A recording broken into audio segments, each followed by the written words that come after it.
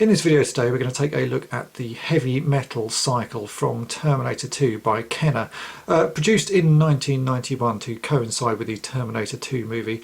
These toys are not some of the most common things that you ever see on the market, and a lot of people don't even know that the Kenner produced any sort of toys for the Terminator film, but this was around the time that Kenner were producing toys for both Terminator and Alien and Predator, so sort of similar era to all of those. The cycle, as you can see here, is pretty large. These figures are slightly larger than Star Wars figures. They're probably more in the same size as He-Man figures. And this bike was one of only two sort of vehicles that you could get for the line.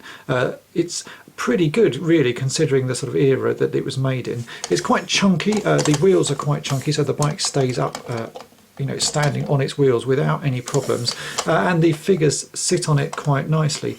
Currently sitting on this bike we have the Power Arm Terminator, which is the one that looks most like Arnold Schwarzenegger does in the movie. There isn't actually a better figure to sit on this bike. All the others are a bit too sort of robotic. This is the one that looks the best.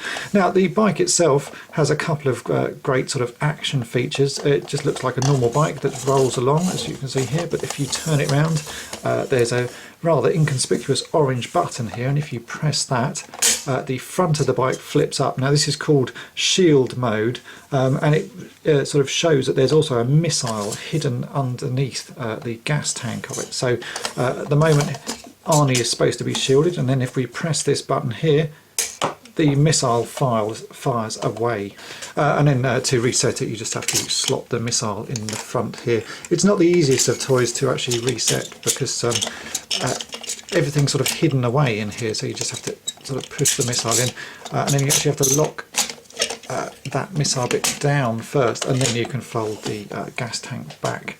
Overall this is actually quite a nice toy. It's designed more to be a toy than a collectible, which is great because that's what I prefer, and that's pretty typical of toys around the 90s. They were still being designed to be played with more than being collector's pieces. As far as this toy goes though, it's still relatively easy to find. You can find them boxed for sort of 20 to 30 quid, and you can pick them up loose for sort of 10 to 15 pounds if you're sort of lucky. Overall it is a nice toy. I do like it. It's unusual to get toys from sort of 15 or 18 rated films in that era, so this is quite a nice addition to any collection. As I mentioned earlier, the best figure to get to sit on this bike is the Power Arm Terminator. It does look pretty much like Arnie does in the film, although from one side you can see he's got most of his face missing, but that's just adds a nice lot of Terminator detail to it. So overall this is a great item, and one that I'm sort of pleased to have in my collection. I don't have many Terminator toys, but this one does look great on display. Thanks for watching.